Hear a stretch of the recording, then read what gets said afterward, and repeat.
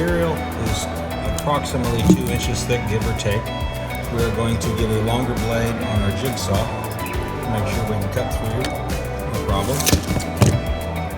This portion of the job will take the most time because we have to freehand cut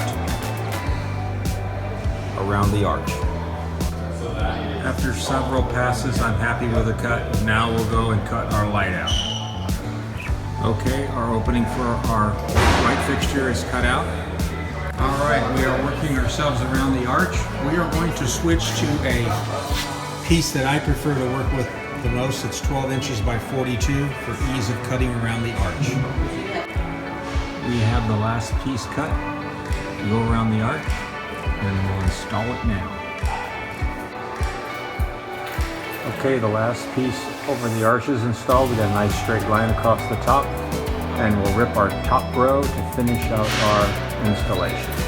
For the last row, we will put a liberal amount of power grab on the back of it and use screws that will be hidden from sight if necessary. Okay, for the last phase, we are going to do our touch-up paint work. We'll take our Pepe Le Pew artist brush and touch up.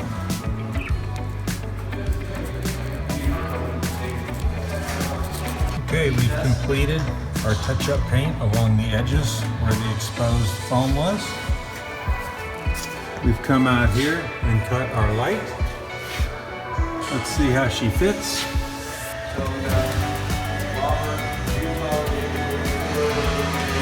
Nice fit for the electrician. There's our final installation.